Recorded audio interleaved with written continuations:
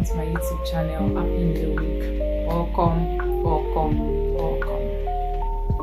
So last week I said we're going to be having a series from this week till like ending of November, and this series is going to be an interesting one. So what series am I talking about? We're going to talk about different kings in the Bible. Yes, from the Old Testament, the New Testament, just specific kings. There are different kings, a whole lot of them, and we're going to be examining their different characters, and I'll be sharing my opinion about them.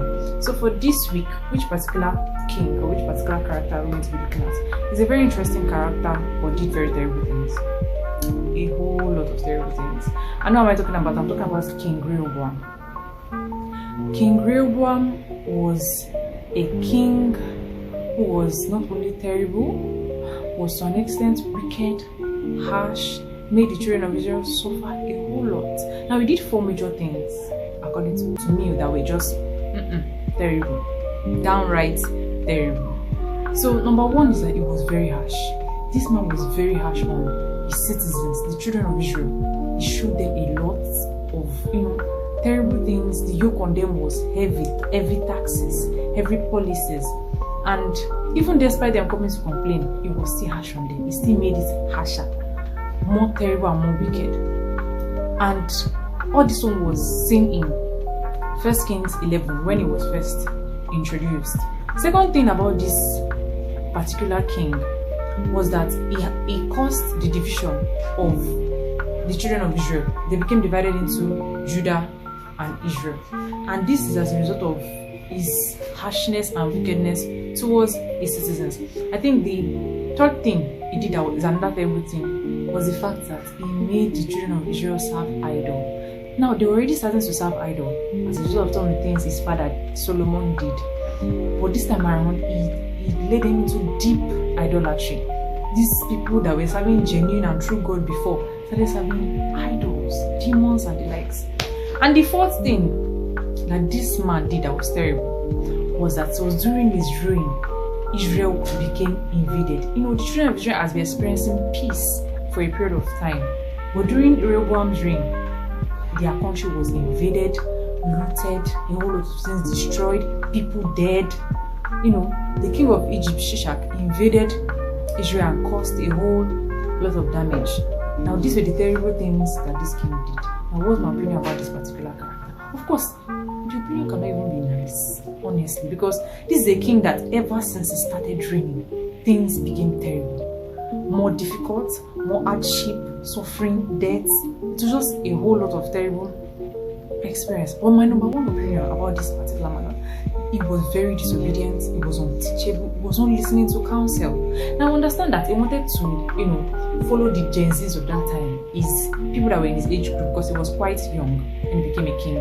He wanted to follow people that were in his age group, wanted to do what they wanted. But at least he should have listened to the counsel of the wise, people that are older than him, people that have gone before him, people that knew what it's like to rule Israel. But this man was not listening. He did not want to hear, which caused division, which caused, a whole lot of terrible things. Number two about this king was that this king was a show off, a very big show. I think 1 Kings 12, around 1st, is it 11 or 12? This man had visitors. The king of Egypt sent ambassadors, people that go and represent their country and then say, I'll go and see what is like in Israel. And instead of him to just say, things are good in Israel and so on and so forth, this man started showing them all the treasures, all the golds, the silver, the sacred objects, things that were, dedicated and consecrated to God.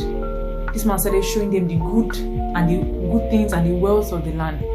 And then when those servants went back to Egypt, they went to tell their king that Israel is richer than you think, and these people has serious wealth, serious prosperity. You should invade them. And the king of Egypt went, invaded Israel, conquered them, and subjected them to poverty. People that were once wealthy, people that were once peaceful, prosperous, but because they had a king who wanted to boast, who wanted to show off, they suffered for it.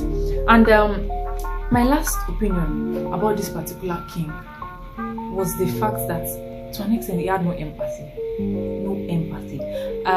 Specifically in 1 Kings 11, when the children of Israel came to him and said, reduce our burden, Your father made us pay heavy taxes. Reduce them for us, please.